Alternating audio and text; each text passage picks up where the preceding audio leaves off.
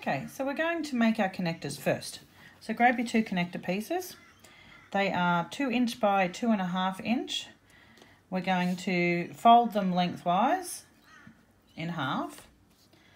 Then once you've made that crease, you could use your iron to make it sit a bit better.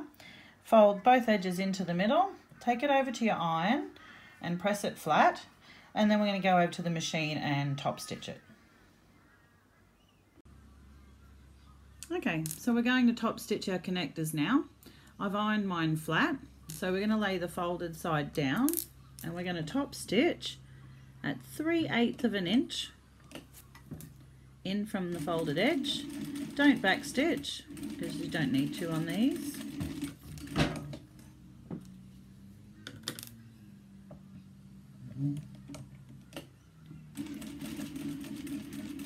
The reason we're going in so far is so we can catch that seam on the other side. Okay, so as you can see the stitches are very close but they've caught the edge, so then we're going to do another top stitch at 1/8 inch.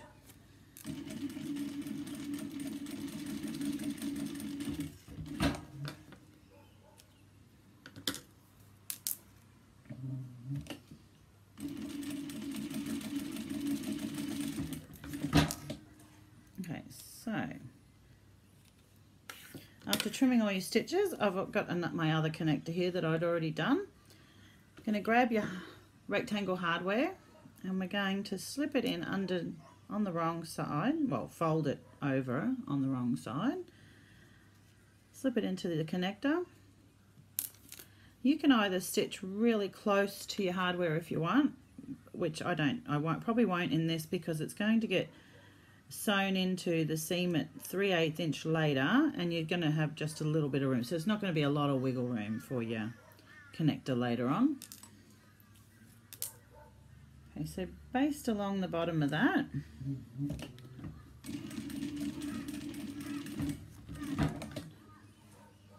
Trim your threads and we'll put that away for now and we'll work on our handle and strap now.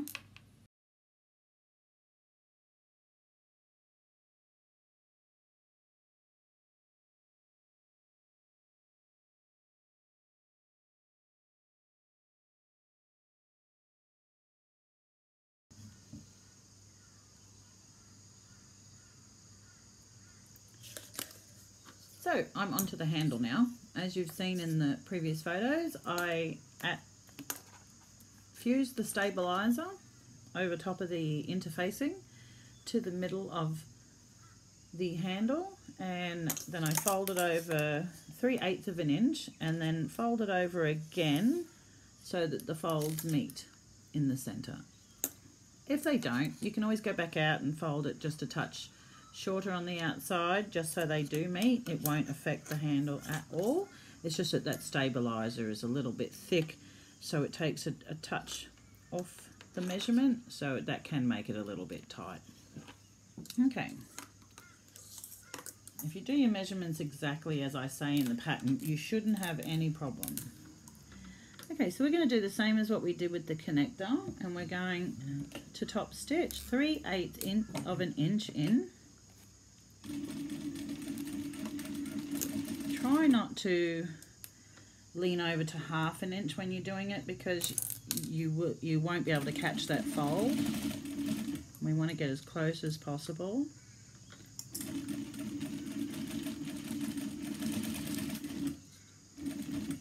If you're making your handle out of leather or vinyl, I wouldn't add the stabilizer. You probably won't need it.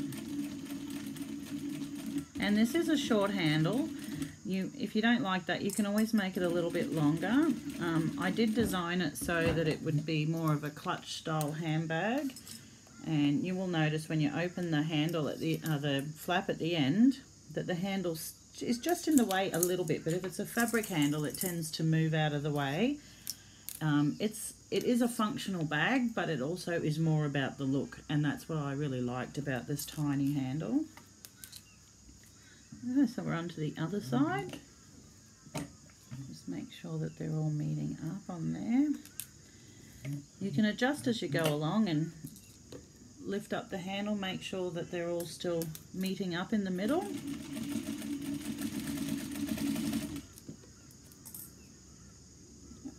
Good.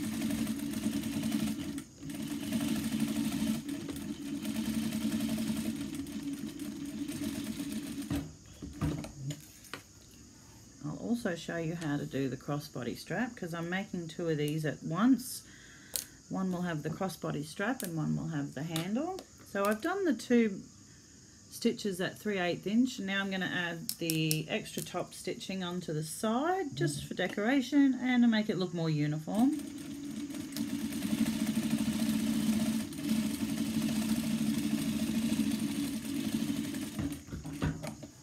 Oh, I like it when I can use my machine fast. Can't always do that, and I tell you, this machine can go really fast when it wants to.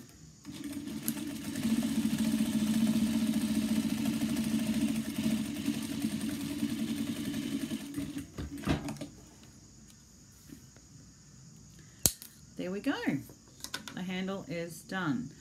You will notice that you've got 2 inches at either end that doesn't have any stabilizer. That's where we'll be folding over the hardware at the end when we finish our bag. So put that aside for now, and I'm going to now show you how to make the adjustable strap. Okay, so we're going to do the adjustable strap now. We're going to get it ready. We're not going to put it through the sliders yet until the end. So grab both your pieces, lay one right side up, lengthwise going in front of you. Grab your other one, lay it down right sides together over top so that the corners match. You're going to want to pin that in place. So I just pin it there because then we're going to have to mark it so we know where to stitch across. So grab your ruler and your fabric pen and just mark across there. Now you take that over to the machine and stitch across, back stitch at both ends, and then we come back and I'll show you how to fold it. Okay, so I've stitched those two together. I'm going to trim the seam allowance down to about 1/4 inch.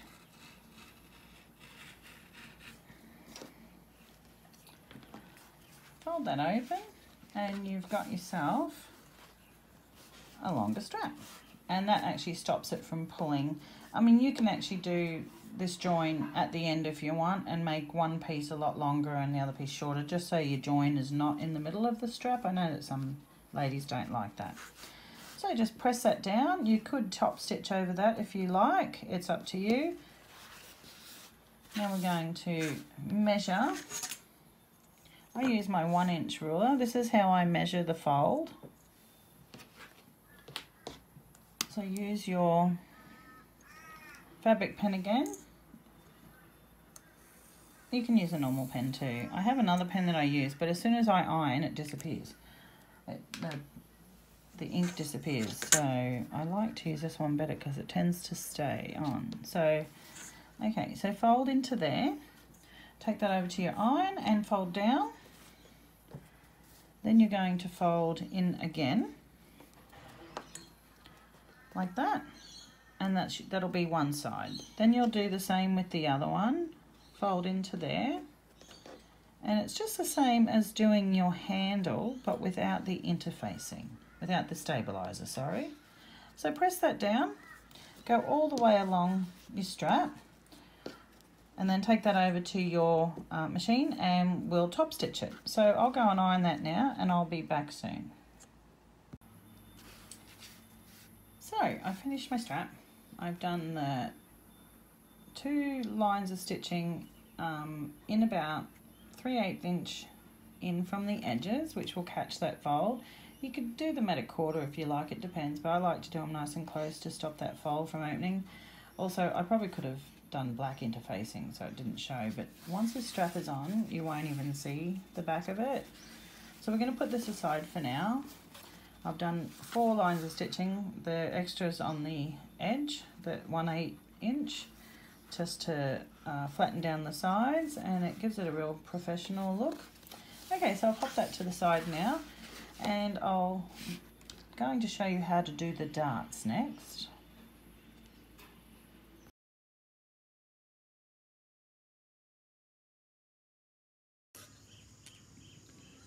I'm going to sew the flap together now with its flap lining, because this one will have the turn lock inserted, whereas the magnetic snap, we do not sew this together first. We have to add that into the lining. So I'll show you how to do that next, but for now we're going to work on the turn lock. So grab your flap lining and your exterior flap that has the foam attached, right sides together. And I'm using my zipper foot so that I can get as close to that foam as possible.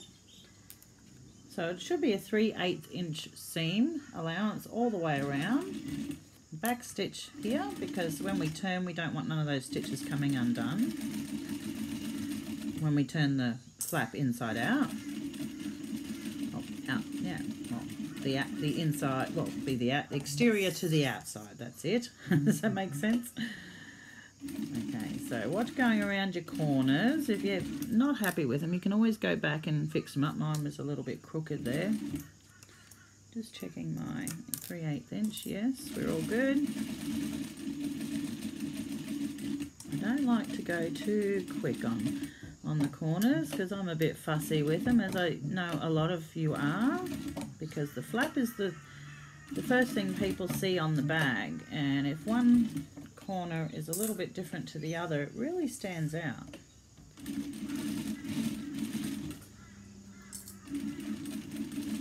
Okay, so take your time coming up that end, making sure your fabric doesn't slip.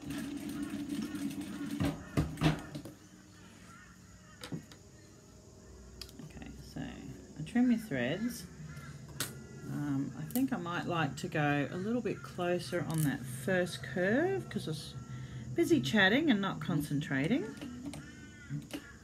It is a little bit different filming my sewing, because normally when I sew on my own, I'm watching Netflix or I have a podcast on in the background, and I don't usually sit here and talk to myself. Okay, so that's done. Now we're going to clip the curves. So if you're unsure of what that means, so it means just cutting into the curves around here. First we can trim them down if you like. I don't know if these scissors are any good for this. I normally just use these for thread. I'll grab my other pair. Here they are, right behind me. And we just cut a little clip out in here. Go as well. You can go as close to stitching as you'd like, but do not cut through that stitching.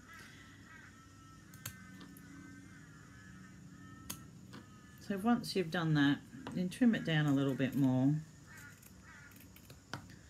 Trim it down to about 1/4 inch. I've got to try not to look at the camera while I'm doing this, because I'll probably cut through something that I shouldn't.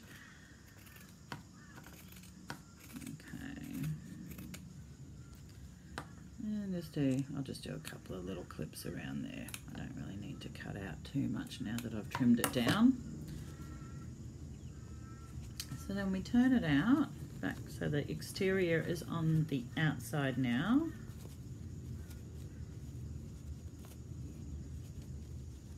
And push your curves out and take it over to your iron and give it a nice press, and then we'll top stitch around those edges. Actually, I'm very happy with those curves. Do they look pretty neat, don't they?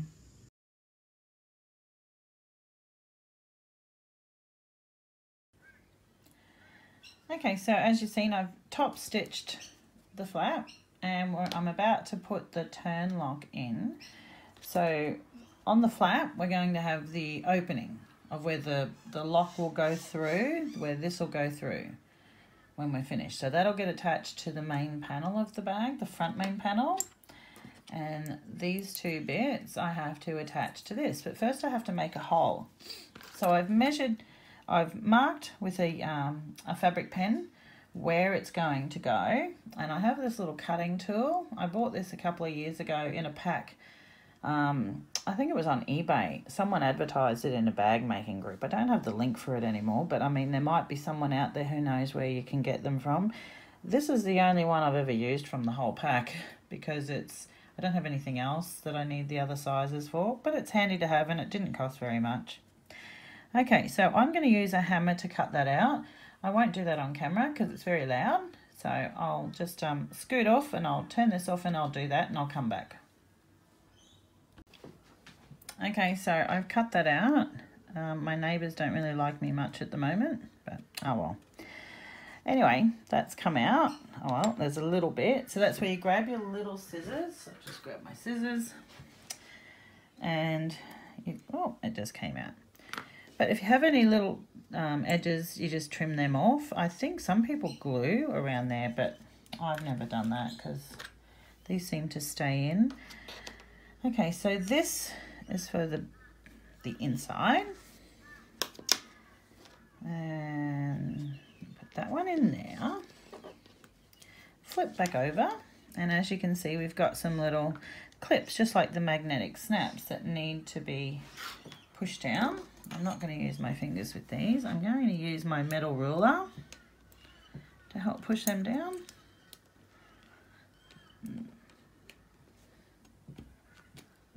There we go.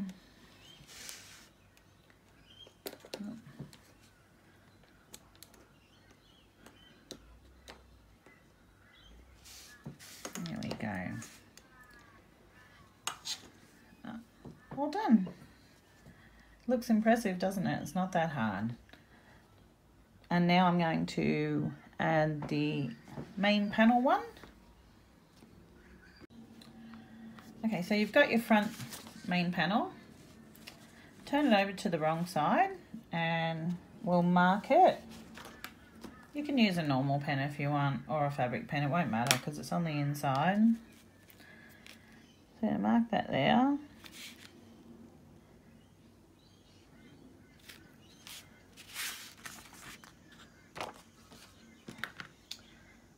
Now we're going to mark, because I've got these backings on mine, I don't know if that's how they're supposed to be, or they're a bit long. They feel long, so I don't know why.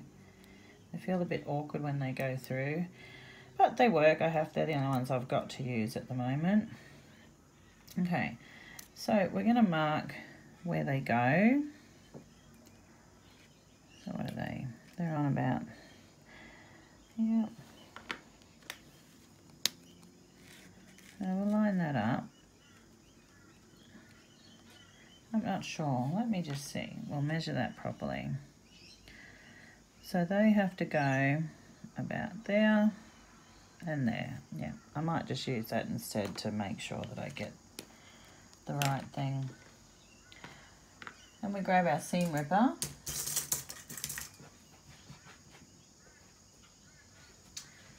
And we tear through just a little bit. You don't need much. You just make a little hole. And should be able to push that straight through there. I think I always have a bit of trouble with them when I've got interfacing and foam. Oh no, they went through pretty good, as you can see, and it's pretty much in the right spot. Okay, so grab a bit of stabilizer. We're going to put that on the back so that it just gives it a little bit more reinforcement. Oops. About there, about there. The same thing with your seam ripper, just, here it is. I'm always losing stuff on this table when I do a project. It's like everything's all over the place. I'm not very neat when it comes to bag making. Okay. So pop that on the back. Grab your washer. Oh, well, the one that I have. Oh, yeah, that's okay. And either push them down with a... Oh, that one didn't go down real well. Didn't bend properly. I'll lift him back up again. And we'll try that again. Oh, that's a bit better. And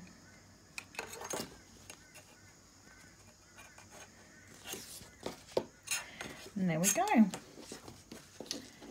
So the lock is on.